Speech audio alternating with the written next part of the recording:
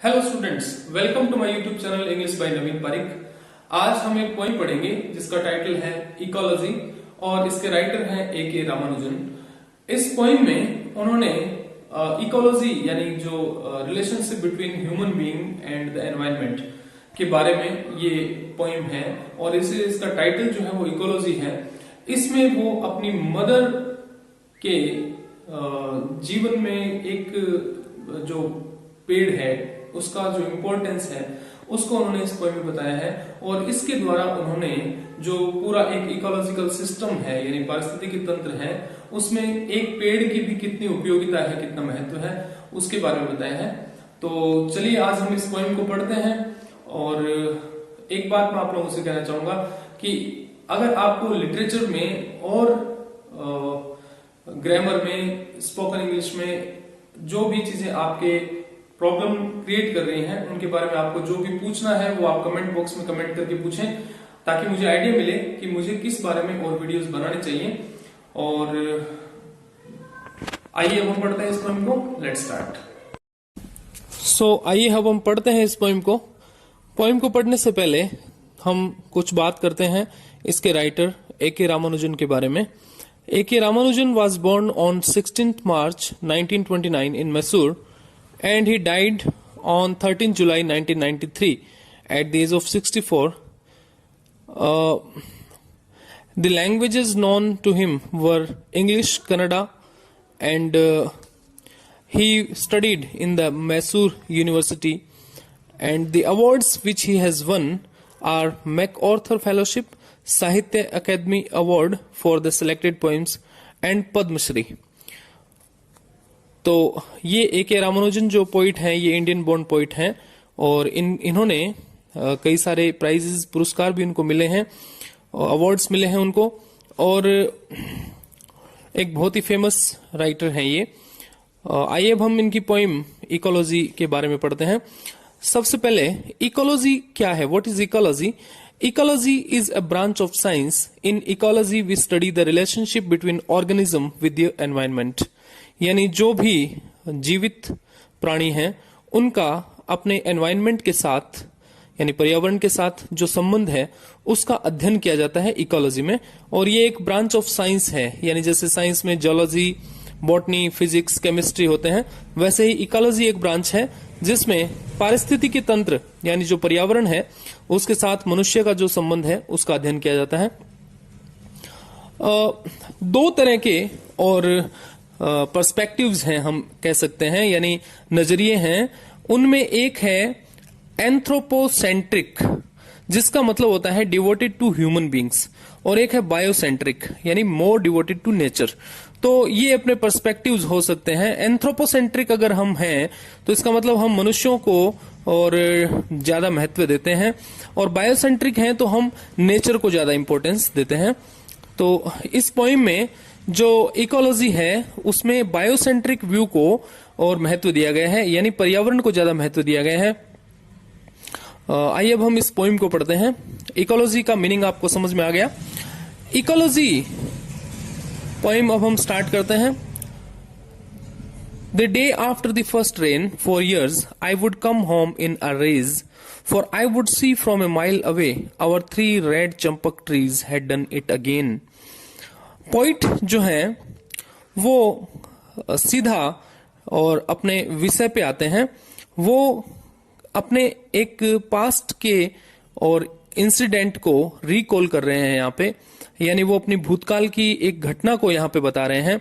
वो कहते हैं कि जब मैं घर आया करता था the day after first rain यानी पहली बारिश के बाद, फॉर ईयर्स कई सालों तक, I would come home in a rage मैं घर आता था गुस्से में। रेज का मतलब है एंगर।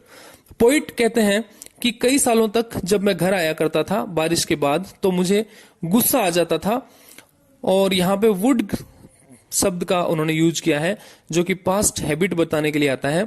तो यहाँ पे उनका मतलब है कि हमेशा उन्हें गुस्सा आया करता था जब भी वो घर आते थे।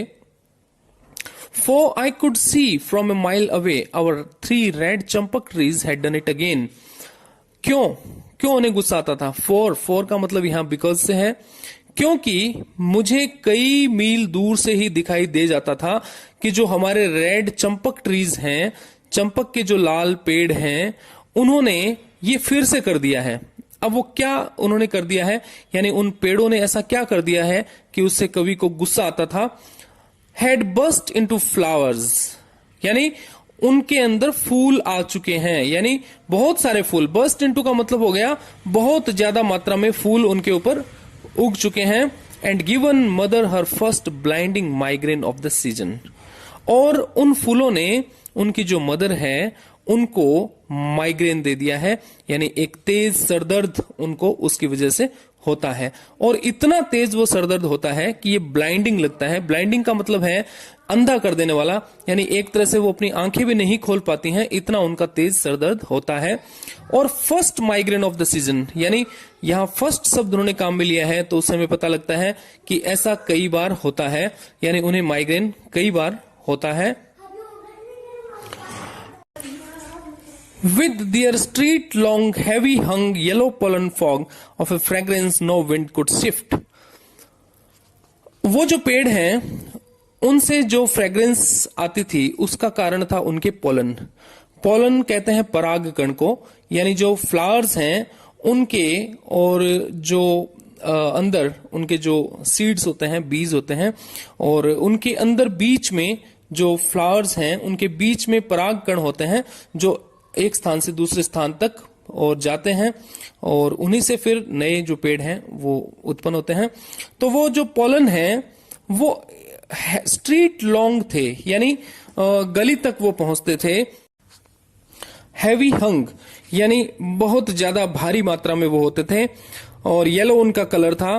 फ्रेग्रेंस, और ऐसी वो खुशबू थी, नो विंड कुड शिफ्ट, यानी उसे कोई भी हवा जो है वो उसे बिखेर नहीं सकती थी। यानी इतनी ज्यादा मात्रा में वो पोलन होते थे कि हवा से भी वो बिखरते नहीं थे, बहुत भारी होते थे, बहुत भारी मात्रा में वो होते थे। No door could shut out from our black pillared house whose walls and had ears and eyes. और कवि कहते हैं कि हमारा जो घर था वो भी उस परागकण को, उस खुशबू को और शट आउट नहीं कर सकता था, यानी दरवाजे उन्हें रोक नहीं पाते थे। अब वो अपने घर के बारे में कहते हैं कि हमारा घर जो था वो पुराना बना हुआ था, ब्लैक पिलर्ड था, काले उसके पिलर्स थे, और उसकी जो walls and years, walls had ears and eyes, यानी उसकी जो खिड़कियां हैं उसके कान और आंखें थी।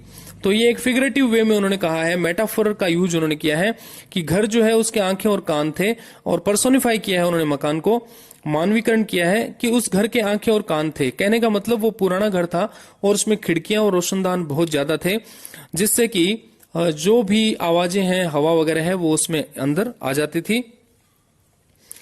तो अब वो कहना ये चाहते हैं कि उनका जो घर है वो बहुत ही पुराने फैशन का बना हुआ था, उसमें बहुत सारी खिड़कियां और दरवाजे थे। Scales, smells, bone creaks, nightly visiting voices and were porous like us. और क्या क्या अंदर आता था उन दरवाजों खिड़कियों से? स्मेल, यानी किसी भी तरह की खुशबू, या बोन क्रीक, हड्डियों की आवाजें चलने की, और नाइटली विजिटिंग वॉइसेस, रात्रि के समय आने वाली डरावनी आवाजें।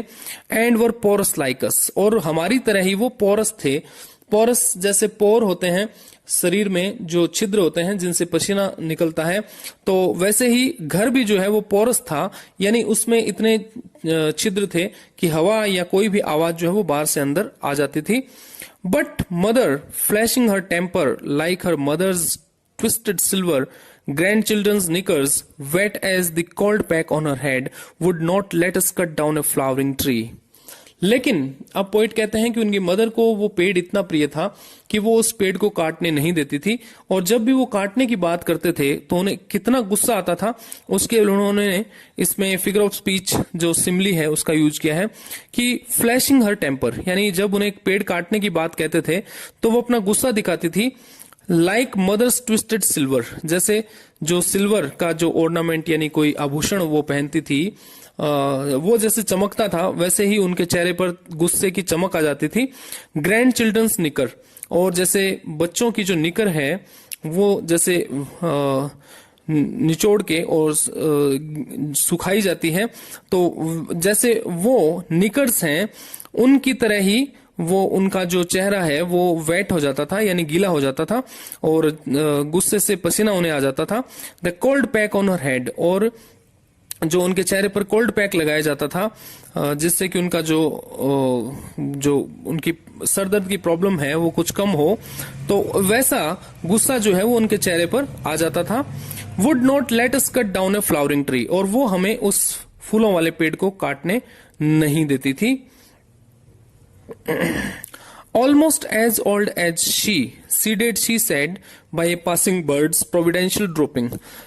वो कहती थी कि इस पेड़, वो पेड़ जो है वो उतना ही बूढ़ा था जितनी की वो थी, यानी उनके जितना ही वो पुराना था, उनकी जितनी उम्र उस पेड़ की थी। और वो कहती थी कि किसी बर्ड के पास प्रोविडेंशियल ड्रॉपिंग से, यानी कोई पक्षी जो है वो उड़ते हुए वहां से गया और उसने वो बीज गिरा दिया जिससे कि वो पेड़ जो है वो उग गया। To give her gods and her daughters and daughters daughters basket full of annual flower, और वो पेड़ जो है वो उनके लिए, उनके भगवान के लिए, उनकी बेटियों के लिए हर साल टोकरियां भर भर के फूल जो है वो हर साल देता है। And for one line of cousins A डॉवर of migraine in season, और जो उनकी कजिन्स उनके घर पे आती हैं उनको वो डॉवरी के रूप में, यानी दहेज के रूप में हर साल माइग्रेन देता है, यानी हर साल उन्हें वो सरदर्द भी गिफ्ट में, उपहार में देता है। तो यहाँ पे लास्ट में पोइट ने आयरनिकल वे में और कहा है कि वो पेड़ जो है वो उन्हें बहुत ज्यादा परेशान भी करता है। फिर भी क्योंकि उनकी जो मदर हैं वो एक तरह से उस पेड़ को बहुत पसंद करती हैं और उनका जो व्यू है वो बायोसेंट्रिक है, वो नेचर लवर हैं, तो इसलिए वो उस पेड़ को काटने नहीं देना चाहती हैं। इस पोइम में पोइट ने सिमली का और पर्सनिफिकेशन का और आयरनी का और इनका यूज किया है। और जो पोइट हैं उनकी टोन यहाँ पे नॉस्टैल्जिक टोन है, यानी उन्होंने एक जो पास्ट मेमोरीज हैं अपनी उनको रिकॉल किया है इस पोइम में। तो स्टूडेंट्स, ये थी आज की हमारी पोइम इकोलॉजी। आपको पोइम कैसे लगी कमेंट करके जरूर बताएं और मेरे यूट्यूब चैनल को सब्सक्राइब करना नहीं भूलें। Thanks a lot.